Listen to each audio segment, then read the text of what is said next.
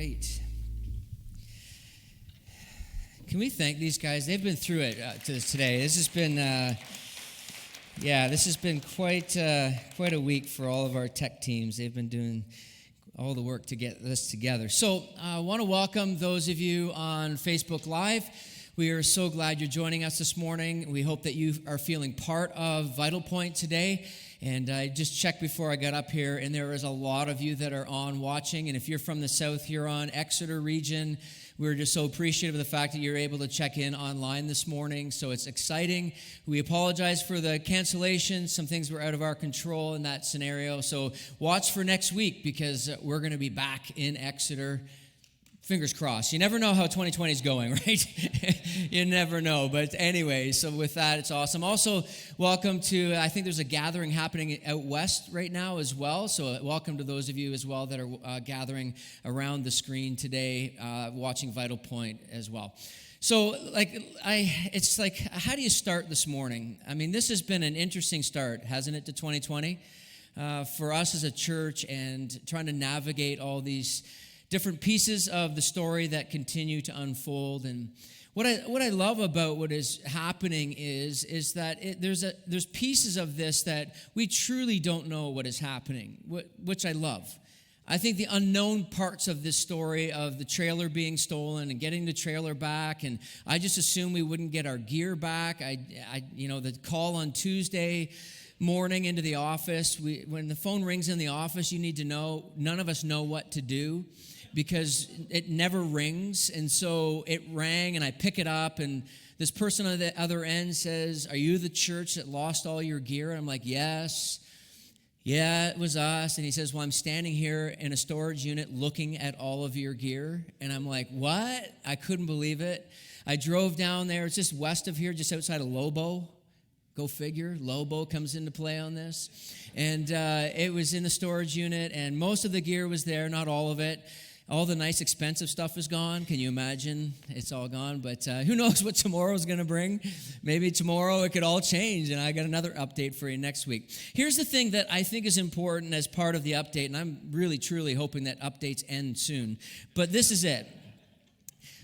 In the midst of this, I've had this sense that God is unfolding a story that only He knows. See, God is the God of the pivot. I don't know if you've thought of God like that before. Things that are intended to be used for evil, God can pivot and turn towards good. I think that that's an important truth that is emerging for us. That even though we work hard and we strive hard to create the environments for what we're doing as a church and the gear and the equipment and the coffee makers, and I'm so glad we got our coffee maker back. That was a critical piece to the whole thing, is that we get these things, but we realize that God is saying to us, there's something more about Vital Point than just the gear, than just the production, than just the equipment, just the panel walls and sound equipment. It's about people. That as we gather together, it's about moving towards an awareness of God. I had this, I didn't intend to, wow. Okay, so I want to share something with you in this moment. You talk about pivot. January 5th, Sunday after church, when we gathered, Desiree and I, my wife and I, we were driving to Exeter, and I asked her this question. I said, "Do you ever wonder why we do what we do?" Now I'm realizing in this moment, I think the trailer being stolen is my fault. Because I believe it's important for me to ask every once in a while, why do we do what we do? Why do we do the portable church thing in London and in Exeter? Why do we gather like this on a Sunday morning? It's so unusual when you think about it. What other part of your life, other than maybe a concert, do you sit in a row listening to some dude talk? Rarely does that happen. But yet we gather together like this, and we begin to realize that there is something very powerful that is unfolding. And that's something that has been made aware to me again through the course of the stolen trailer and the stolen equipment, that God is doing something. I mean, just the awareness alone of God's name being brought into the forefront through our social media, through the newscasts, the conversations that many of us are having in our workplaces as a result of this. I think we are seeing the God of the pivot taking what was intended for evil to bring good. And that's an important truth for us. The story will continue to unfold, I'm sure, but I would like to just trust it in God. And I'm asking you, as those of you who are part of Vital Point Church, and if this is your church, then I would ask you to pray, if you're the praying type, to just pray that God would continue to unfold this story in a way that brings an awareness of who he is, not us, but who he is. I'm going to say a prayer, and then I'm going to dive into our conversation this morning.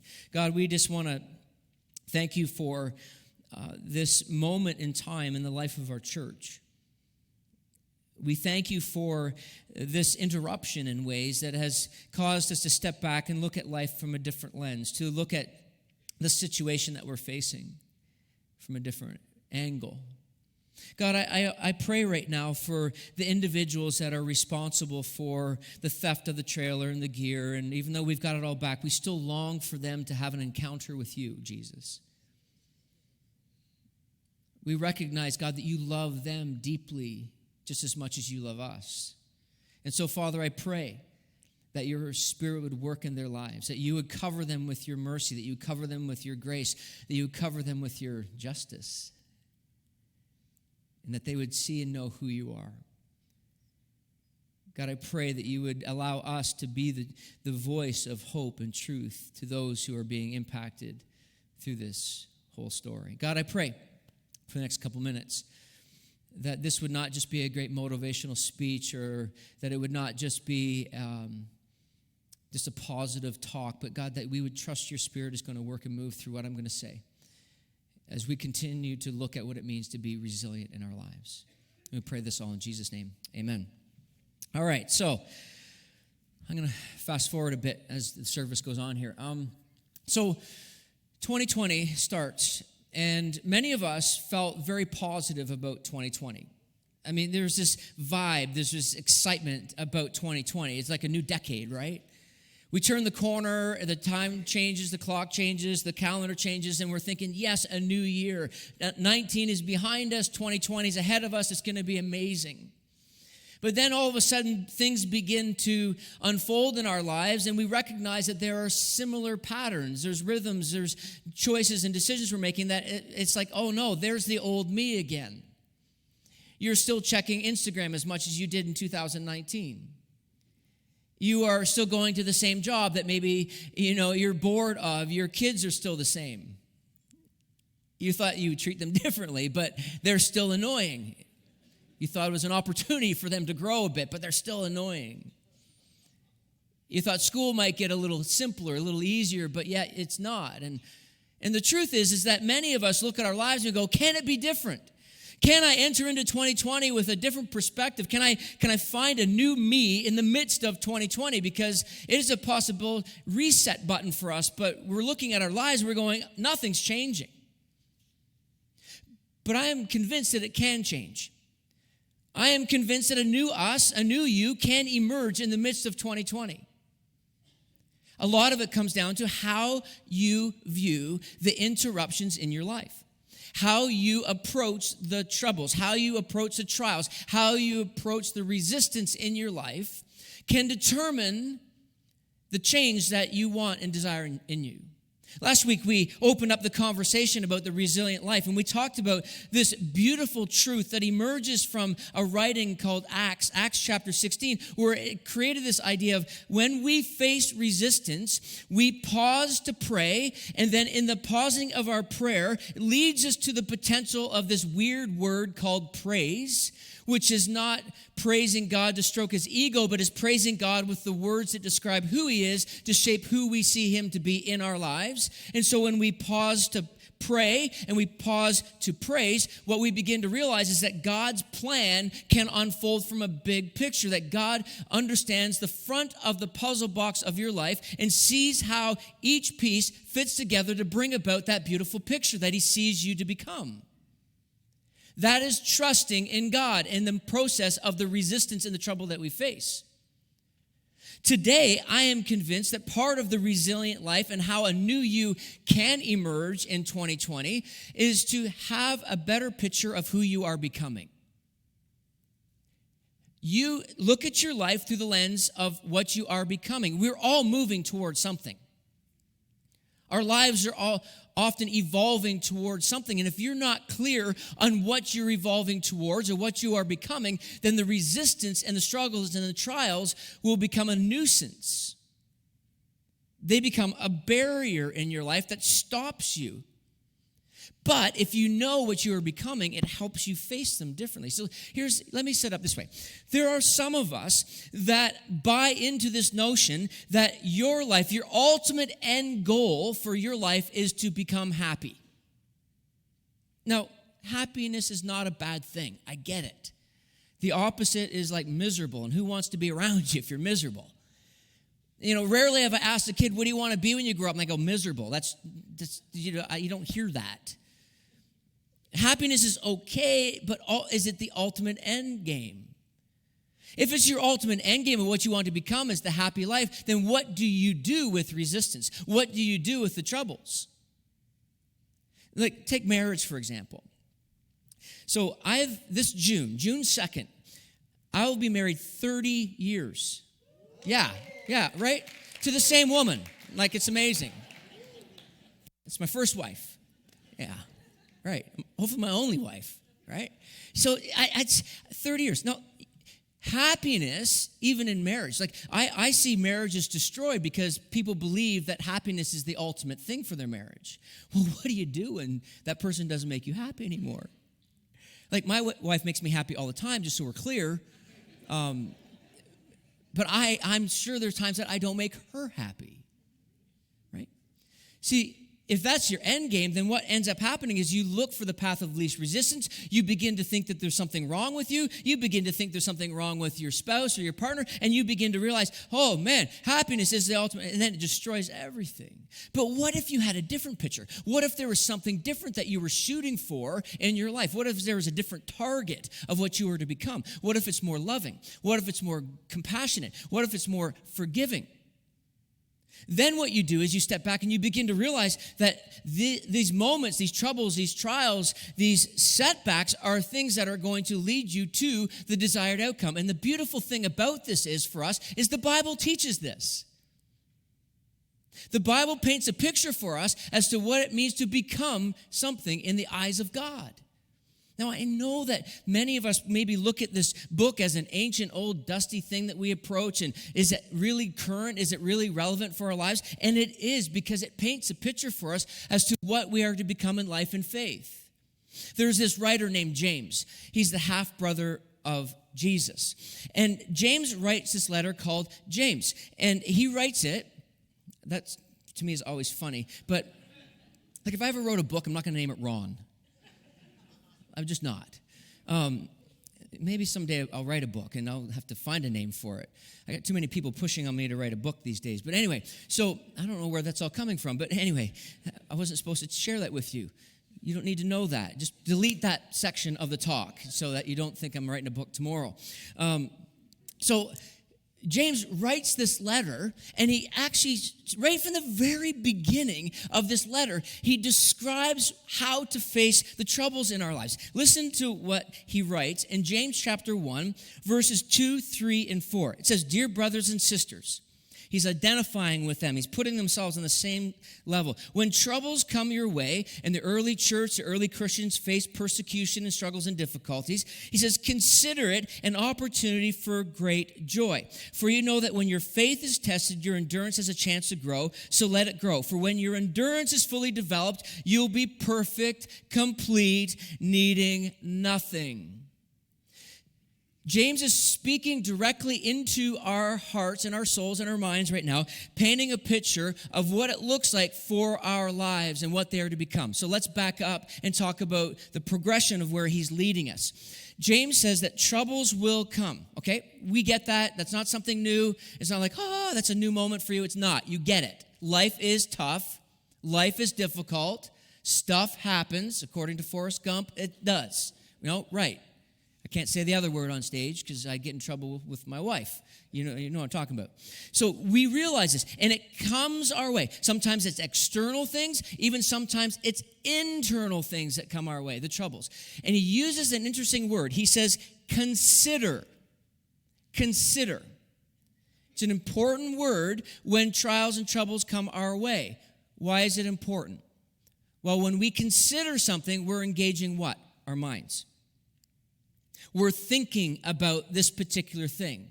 So, for example, when you receive 3 acceptance letters to university or college, you're considering which one you are going to actually choose and go to. When a headhunter contacts you and offers you a potential new job, you consider this moment. When he finally asks you out, you consider, do I say yes or do I say no? Right? These are the moments in our lives where we intentionally engage our minds. How do we typically face the trials and troubles in our lives? Emotionally, often, isn't it? Now, there's nothing wrong with emotions. It's how we're created. I mean, watch Inside Out. You just know that we are created with emotion. It's how God has designed us. But what often happens in scenarios and troubles and difficulties is we overreact emotionally, and that opens up this door for things like anger and fear to enter in and discouragement to settle in. And what happens is when those emotions take over, it begins to dictate our lives into scary places. When I consider the trials and troubles that are coming my way, what I'm doing is I'm protecting myself from fully allowing the emotions to take over. So James is setting us up. James is helping us realize that when something comes our way, I must consider what I am becoming in the midst of this trial, in the midst of this struggle, in the midst of this setback or this difficulty. We understand the truth of what's emerging in this is that we see this thing, whatever it might be, as an opportunity for something. Now, James gives us that opportunity. He says the opportunity for what? He says great joy. You see that in verse 2. When troubles come your way, consider it an opportunity for great joy. This is a fascinating part of the conversation. Oftentimes people misunderstand this. Sometimes people look at the troubles and the trials and they say, well, you just have to be happy all the way through it. Wrong. You just don't. Like if you're smiling your way through your struggle right now, we're all going to think there's something wrong with you. But what James is saying is that there is the potential of great joy to be experienced internally from the work of God in you through this particular trial, struggle, or difficulty.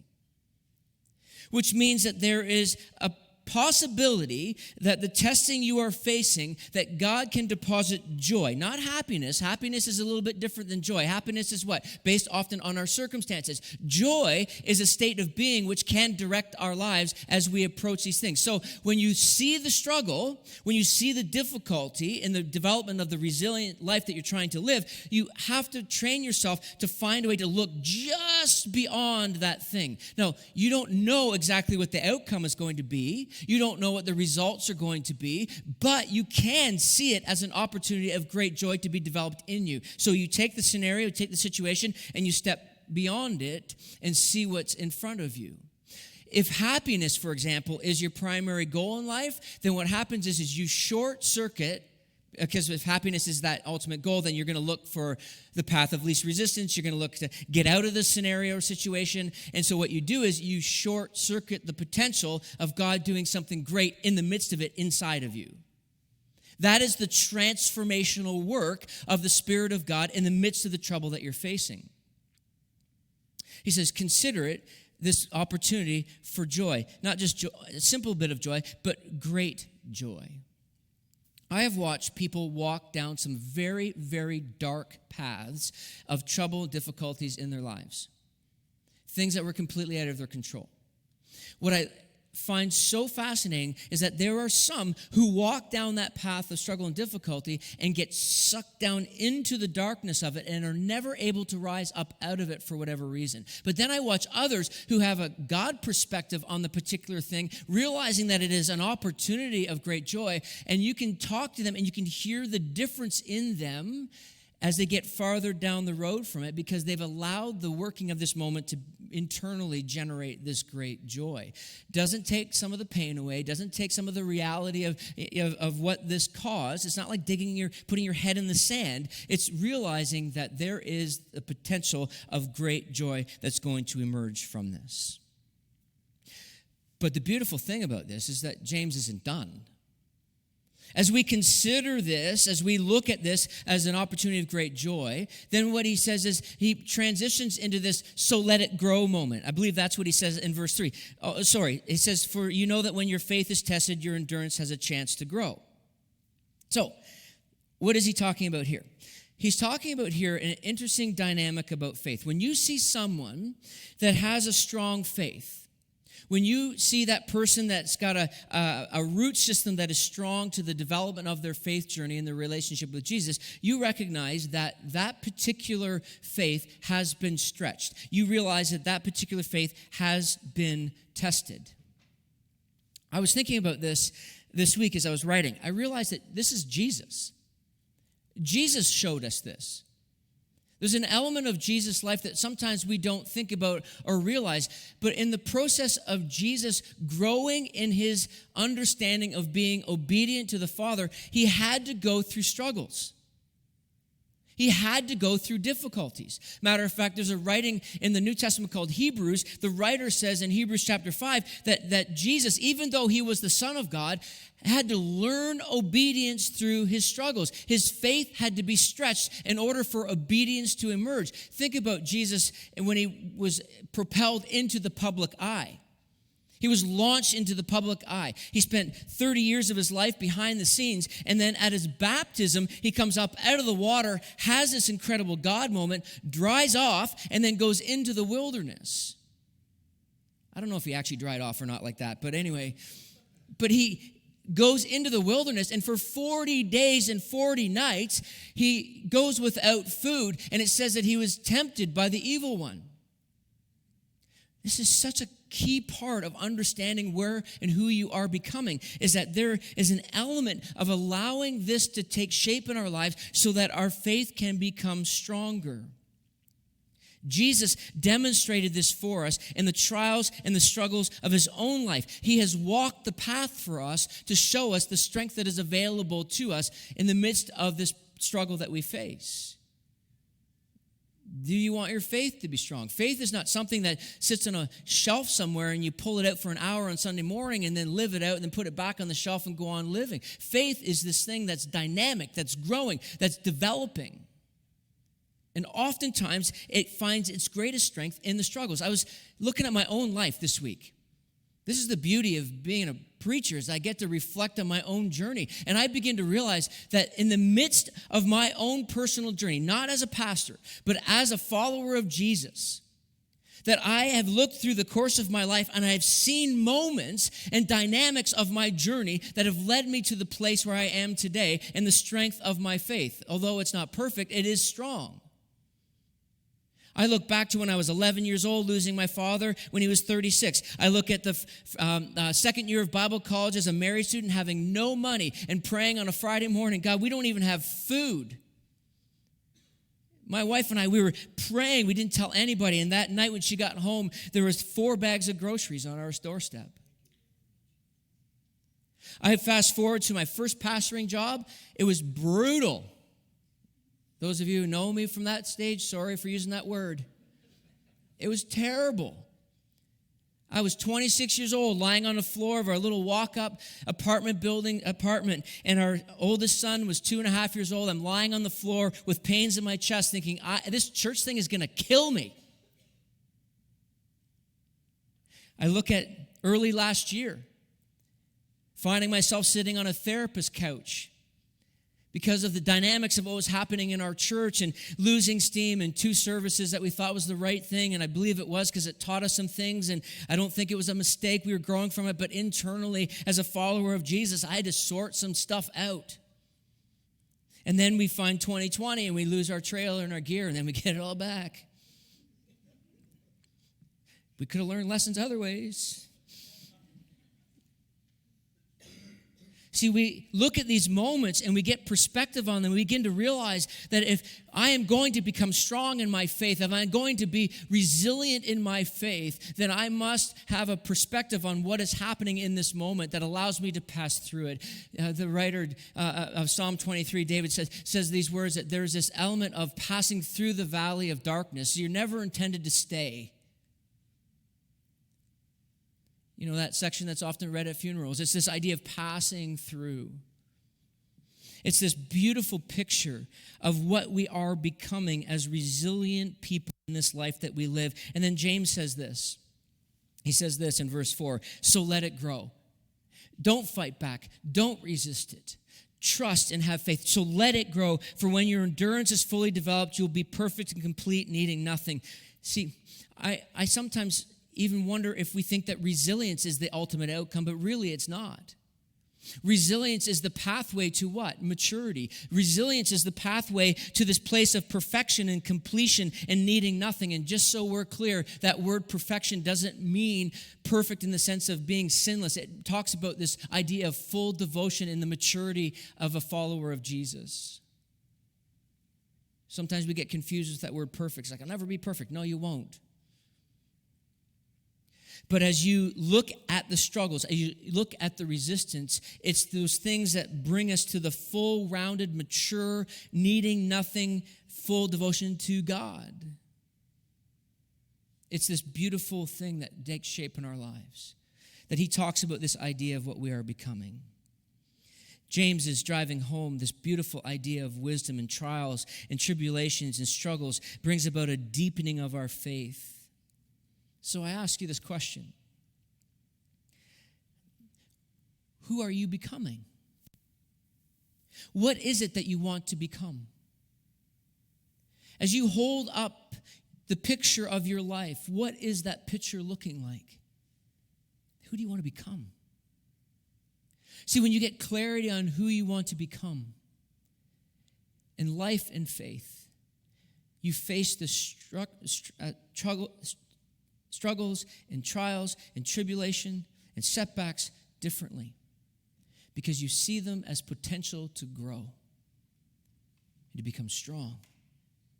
If you face these things with your fists in the air and angry, and even though there may be a place for that at times, if you allow yourself to stay in that place, you will short circuit the work that God wants to do in you to bring about the full picture of what he sees you to be. I know there are some of us this morning listening to my voice in this space and online, or maybe listening to this podcast sometime in the week, that the darkness is closing in right now. That the internal darkness is just grabbing a hold of you again. In 2020, you thought it would be gone, but it's back. And you're like, you can't believe it. And you're being pulled under from this darkness from within. And you're going, I don't know what to do. Or maybe it's out of your control. Maybe it's some situation that has come your way. It's in your family. It's in your workplace. It's in a relationship. I don't know what it is. What is it that's coming at you right now? I want you to know that there is a God who loves you deeply, and it's very possible that he's using this particular moment to reveal himself in the midst of it. See, the struggle that Jesus went through was also a cross, was a moment where he hung on a cross, where he was ultimately separated from the Father, and he would die and go to a grave, and he would walk out 3 days later to conquer sin, to conquer death, to give new life. And life to the full. There are some of us that are missing out. We're not living full lives because the resistance and the struggle and the trials that you're facing right now you see them as of getting in the way, and you're just stopped, and you can say, no, I'm not going to let this happen to me. As difficult as it is and as painful as it is, and as much as it's rocking the foundation of your heart and your soul and your life, may you find new hope. May you find a new ground to stand on in the one who deeply loves you, the one who died for you, the one who rose for you. I pray that you today may know this truth in the fullest way possible.